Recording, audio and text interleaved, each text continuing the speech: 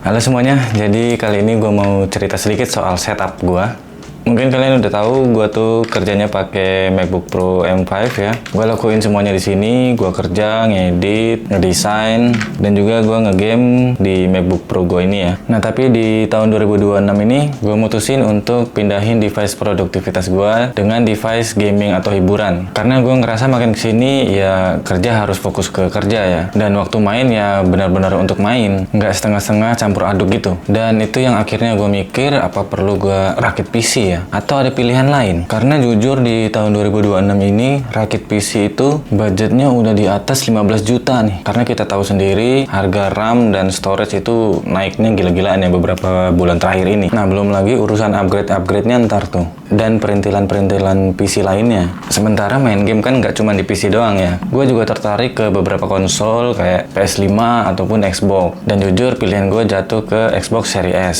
Kenapa? Karena harganya masih masuk akal buat gue. Bayangin aja, nggak sampai 5 juta gue udah bisa main game AAA. Nah di video ini gue mau kasih tahu alasan gue kenapa pilih Xbox Series S dibanding ngerakit PC. Alasan pertama yaitu di budget ya. Ngerakit PC yang enak untuk 2 atau 3 tahun ke depan itu budgetnya di atas 15 juta. Gue coba ngebandingin minimum requirement di game Monster Hunter ya, karena gue main Monster Hunter di Xbox Series S ini. Coba kita cek di Steam untuk minimal requirement-nya, yaitu prosesornya memakai AMD Ryzen 5 3600 itu sekitar 2 jutaan, RAM 16GB itu sekitar 3,5 jutaan, VGA dengan RX 5500 XT itu sekitar 2 jutaan. Terus untuk storage-nya NVMe 512GB sekitar 1,5 jutaan. Nah ini aja udah hampir 10 jutaan. Belum untuk power supply, keyboard, mouse, dan lain-lainnya lah. Bandingin sama Xbox Series S yang gue beli cuman 4 jutaan aja nih. Ya walaupun itu second ya. Dan harga barunya juga sekitar 5 jutaan ke atas lah. Itu juga masih di bawah harga ngerakit PC.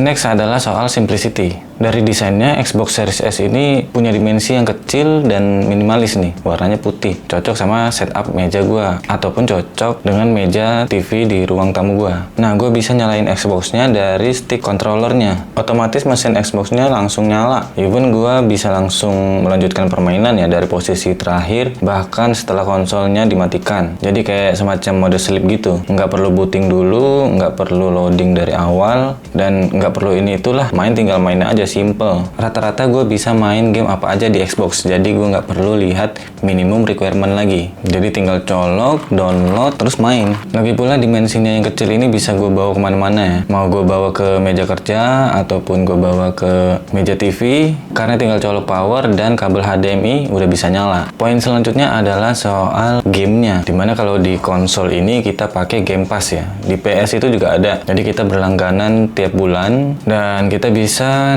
nikmatin 500 game lebih, dan gamenya itu macam-macam, termasuk ke game AAA dan game yang baru aja rilis juga bisa langsung main. Ini jadi poin plus buat gua karena gua nggak perlu beli gamenya satu persatu ya. Gua bisa download game, gua bisa hapus, download lagi yang lain, gua hapus lagi, download lagi yang lain. Tapi poin minusnya adalah harga Game Pass ini udah naik nih. Tadinya harga Game Pass yang paling tinggi, yang Ultimate, itu cuma 100 ribuan aja. Kalau sekarang udah menyentuh harga 200 ribuan. Tapi tetap aja jadi poin plus karena gue bisa main berbagai macam game, gue bisa download. Tapi masih ada poin minusnya lagi. Untuk memainkan game online multiplayer, Game Pass gue harus aktif, walaupun gamenya udah gue beli.